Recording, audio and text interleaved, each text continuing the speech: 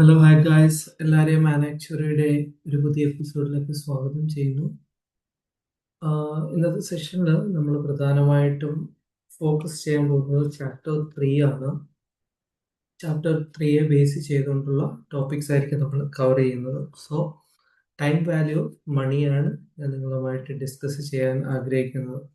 In between ഈ സെഷനിൽ നിങ്ങൾക്ക് എന്തെങ്കിലും സംശയമുണ്ട്, അല്ലെങ്കിൽ നിങ്ങൾക്ക് എന്തെങ്കിലും അത് സെൻസിബിൾ ആയിക്കോട്ടെ ഇൻസെൻസിബിൾ ആയിക്കോട്ടെ, ഏതെങ്കിലും തരത്തിലുള്ള സംശയം ഉണ്ടെങ്കിൽ ദയവായിട്ട് നിങ്ങൾക്ക് ചോദിക്കാവുന്നതാണ്. നിങ്ങൾക്ക് കമൻറ്റ് ബോക്സിൽ ചോദിക്കാം, അല്ലെങ്കിൽ നിങ്ങൾക്ക് അൺമ്യൂട്ട് ചെയ്തിട്ട് നിങ്ങൾക്ക് ചോദിക്കാവുന്നതാണ്. സംശയം വെച്ചുകൊണ്ട് മുന്നോട്ട് പോകരുത്. ദയവായിട്ട് കൃത്യമായിട്ടുള്ള കാര്യങ്ങൾ മനസ്സിലാക്കുക.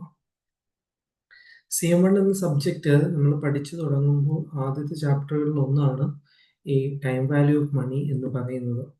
ഇത് വളരെ ഫണ്ടമെൻ്റൽ ആയിട്ടുള്ള ഒരു ചാപ്റ്ററാണ്. എന്തുകൊണ്ടാണ് ഇത് ഫണ്ടമെൻ്റൽ എന്ന് പറയുന്നത്?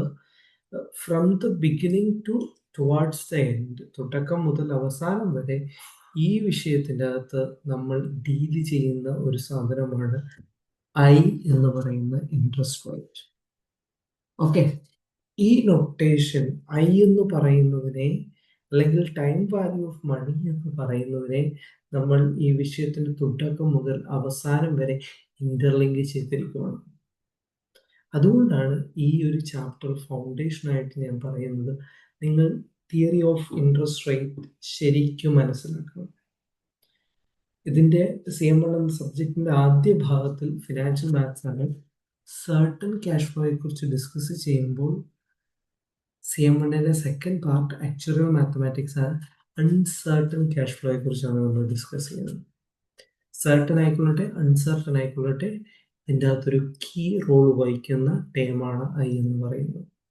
അതേപോലെ തന്നെ concept of time value of money എന്ന് പറയുന്ന കോൺസെപ്റ്റിനും വളരെ ഇമ്പോർട്ടൻസ് ഉണ്ട്.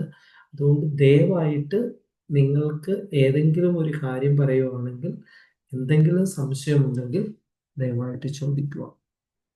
ഓക്കെ, ഇൻട്രസ്റ്റ് തിയറി എന്ന് പറഞ്ഞു തുടങ്ങിക്കഴിഞ്ഞു കഴിഞ്ഞാൽ തന്നെ അത് എവിടെ നിന്ന് ആരംഭിക്കുന്നു എന്ന് ചോദിച്ചു കഴിഞ്ഞാൽ ടൈം വാല്യൂ ഓഫ് മണിയാണെന്ന് നമുക്ക് പറയാൻ പറ്റും.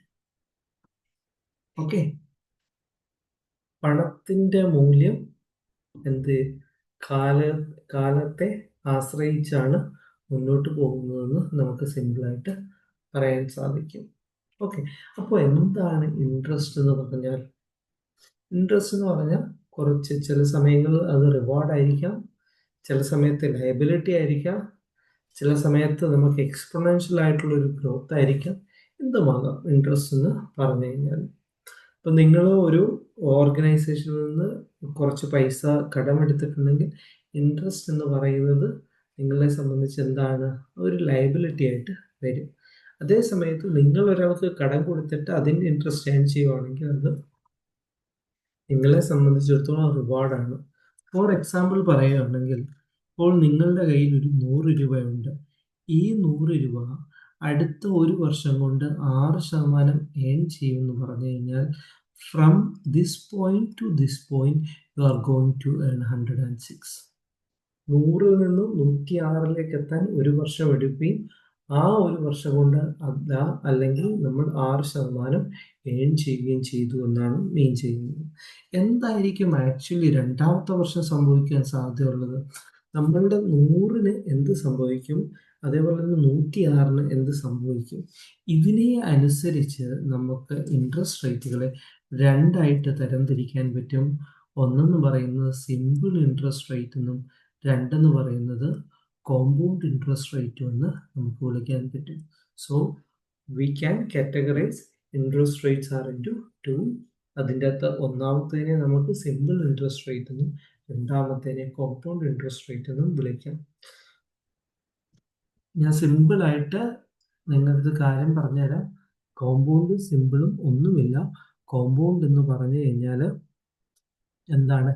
എല്ലാ വർഷത്തിൻ്റെയും തുടക്കത്തിലുള്ള എമൗണ്ട് എന്ത് ചെയ്യും? ഗ്രോ ചെയ്യും. സിമ്പിൾ ഇൻട്രസ്റ്റ് ആണെങ്കിൽ നമ്മൾ എവിടെയാണോ ആരംഭിച്ചത് അവിടെ നിന്നുള്ള എമൗണ്ടിന് എന്ത് സംഭവിക്കും? ഗ്രോത്ത് സംഭവിക്കും. അതുകൊണ്ട് നമുക്ക് സിംപിളി പറയുവാണെങ്കിൽ എന്താണ് 1+IT ആണ് എന്തിൻ്റെ ഗ്രോത്ത്? സിമ്പിൾ ഇൻട്രസ്റ്റിൻ്റെ ഗ്രോത്ത് എന്ന് നമുക്ക് പറയാം. അത് കോമ്പൗണ്ടിലേക്ക് വരുമ്പോൾ 1+I⁴ ആണ്. ദാറ്റ് ഈസ് എക്സ്പൊണൻഷ്യൽ ആണ്. ഇവിടെ എക്സ്പൊണൻഷ്യൽ ആകുമ്പോൾ ഇവിടെ എന്താണ്? ലീനിയർ ഗ്രോത്ത് ആണ് നമുക്ക് കാണാൻ സാധിക്കുന്നത്. അപ്പോൾ സിമ്പിൾ എന്ന് പറഞ്ഞു കഴിഞ്ഞാൽ രണ്ടാമത്തെ വർഷവും ഇവിടെ നമ്മൾ 6 രൂപ ഏൺ ചെയ്തു, രണ്ടാമത്തെ വർഷം 6 രൂപ ഏൺ ചെയ്യും.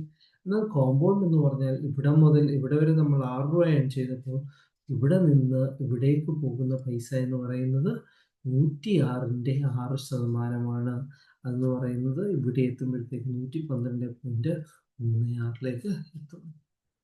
ഇത് മനസ്സിലായി എന്ന് വിശ്വസിക്കുന്നു. എന്തെങ്കിലും സംശയം ഉണ്ടെങ്കിൽ നിങ്ങൾക്ക് കമന്റ് ബോക്സിൽ ഇടാവുന്നതാണ്. Okay, then present value and future value with compound interest. Present value future value എന്താണ്? സിമ്പിൾ കോൺസെപ്റ്റ് ആണ്. Present value and future value. Present value എന്താണ്? ആലോചിച്ചിട്ട് പറഞ്ഞേ. നമ്മളുടെ ഒരു നീണ്ടെന്ന് പറഞ്ഞ ക്യാഷ് ഫ്ലോ ഉണ്ട്. 50ാമത്തെ വർഷം ഇത്ര രൂപ നമ്മൾ ഏൺ ചെയ്യാൻ പോകുന്നു, 35ാമത്തെ വർഷം ഇത്ര രൂപ, 20ാമത്തെ വർഷം ഇത്ര രൂപ, 10ാമത്തെ വർഷം നമ്മൾ ഇത്ര രൂപ ഏൺ ചെയ്യാൻ പോകുന്നു എന്ന് നമ്മളൊരു പ്രൊജക്ഷൻ ഉണ്ടാക്കി വെച്ചിട്ട് ഇങ്ങനെ വിശാലമായിട്ടിരിക്കുമ്പോൾ ആ പ്രൊജക്ഷനെ നോക്കി നമ്മൾ ചോദിക്കാം, ഈ പ്രൊജക്ഷനിൽ നമ്മൾ ടോട്ടൽ ചെയ്ത് വെച്ചിരിക്കുന്ന പ്രൊജക്ഷൻ നോക്കി വെച്ചിരിക്കുന്ന ആ എമൗണ്ടിന്റെ ഇന്നത്തെ വില എത്രയാണ്? What is the present value of that future value? Okay, ഭാവിയിൽ നമ്മൾ കണ്ടുവച്ചിരിക്കുന്ന തുകയുടെ ഇന്നത്തെ വിലയെ കുറിച്ച് പറയുന്നതിനെ നമുക്ക് പ്രസന്റ് വാല്യൂ എന്ന് പറയും. The value today is the present value and the value n periods from today is future value.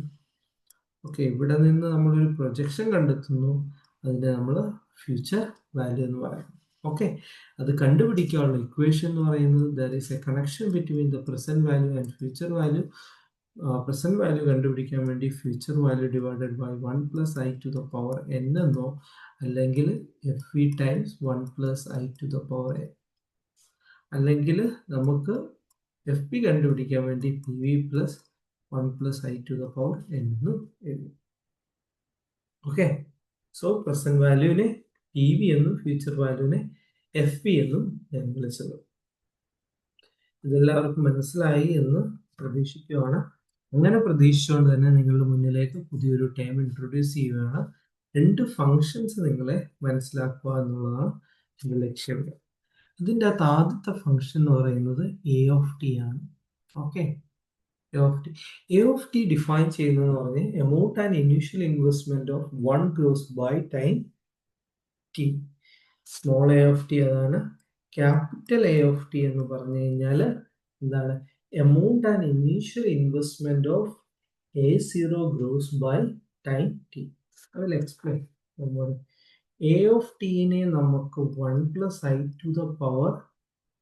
എന്നും ക്യാപിറ്റൽ A(t)നെ എനിക്ക് A0 ടൈംസ് 1+I⁴ എന്ന് എഴുതാം. ഇത് തമ്മിലുള്ള ഡിഫറൻസ്, ഇത് നമ്മളുടെ അക്യുമുലേഷൻ ഫാക്ടർ ആണെന്ന്, ഇത് നമ്മളുടെ എമൗണ്ട് അക്യുമുലേറ്റ് അറ്റ് ടൈം ടിയിൽ ചെയ്തതിന്റെ പ്രൊജക്ഷൻ ആണെന്ന് പറയാൻ പറ്റും. ഇത് മനസ്സിലായി എന്ന് പ്രതീക്ഷിക്കുന്നു. 80 എന്ന് പറഞ്ഞു കഴിഞ്ഞാൽ അക്യുമുലേഷൻ, സ്മോൾ 80 എന്ന് പറഞ്ഞു കഴിഞ്ഞാൽ അക്യുമുലേഷൻ ഫാക്ടറും ക്യാപിറ്റൽ 80 എന്ന് പറഞ്ഞു കഴിഞ്ഞാൽ അവിടുത്തെ എമൗണ്ടിനെയുമാണ് സൂചിപ്പിക്കുന്നത്. ഓക്കെ, ഇത് നമുക്ക് എങ്ങനെ ഇഫക്റ്റീവ് റേറ്റ് ഓഫ് ഇൻട്രസ്റ്റ് ഒരു സ്പെസിഫൈഡ് ടൈം പീരീഡിൽ കണ്ടുപിടിക്കാമെന്ന് നോക്കാം. എഫക്റ്റീവ് റേറ്റ് ഓഫ് ഇൻട്രസ്റ്റ് എനിക്ക് കണ്ടുപിടിക്കാം. ഇപ്പോൾ സപ്പോസ് T(t+1) എന്ന് പറയുന്ന ടൈം പീരീഡിനെ നമ്മൾ കൺസിഡർ ചെയ്തിട്ട് ഈ ടൈം പീരീഡിലാണ് നമുക്ക് കണ്ടുപിടിക്കേണ്ടത്. അപ്പം നമുക്കറിയാം നമ്മൾ എത്രയാണ് ഇൻട്രസ്റ്റ് ആ ടൈം പീരീഡിൽ ഏൺ ചെയ്യാൻ പോകുന്നത്. ഉറപ്പായിട്ടും നമ്മളുടെ 80+1-ൽ നിന്ന് 80 കുറച്ച് കഴിഞ്ഞാൽ that is the time value of money during that 1 year. So change in amount divided by original amount is the equation for finding what? That is interest rate. T+1 കണ്ടുപിടിക്കുന്നത് T+1 കണ്ടുപിടിക്കുന്നതിന് വേണ്ടി 80+1-ൽ നിന്ന് 80 കുറച്ച് ഡിവൈഡഡ് ബൈ 80 ചെയ്ത് കഴിഞ്ഞാൽ നിങ്ങൾക്ക് answer കിട്ടും. അതേപോലെ തന്നെ small 80+1 1 minus small A T divided by small A T എന്ന് പറയുന്നതും ഐ ടി പ്ലസ് 1 ആണ്. ഓക്കെ, ഇത്രയും എല്ലാവർക്കും മനസ്സിലായി എന്ന് പ്രതീക്ഷിക്കുന്നു. നിങ്ങൾക്ക് എന്തെങ്കിലും സംശയമുണ്ടെങ്കിൽ ദയവായിട്ട് ചോദിക്കുക. അടുത്ത സെഷനിൽ ഞാൻ നോമിനൽ ഇൻട്രസ്റ്റ് റേറ്റും ഈ ചാപ്റ്ററിൽ നിന്ന് വരുന്ന ക്വസ്റ്റ്യൻസ് നമുക്ക് പ്രാക്ടീസ് ചെയ്യാം. അപ്പോഴേക്കും നിങ്ങൾക്ക് നല്ല ക്ലാരിറ്റി കിട്ടും. ഈ സെഷൻ നിങ്ങൾക്ക് ഹെൽപ്ഫുൾ ആയെങ്കിൽ കമൻറ്റിലൂടെ അറിയിക്കുക. അടുത്ത സെഷനിൽ എല്ലാവരെയും കണ്ടുമുട്ടാം. അതുവരേക്കും എല്ലാവരും നല്ലതായിട്ട് റിവേഴ്സ് ചെയ്യുക, നല്ലതായിട്ട് പഠിക്കുക. Okay, bye guys, see you later.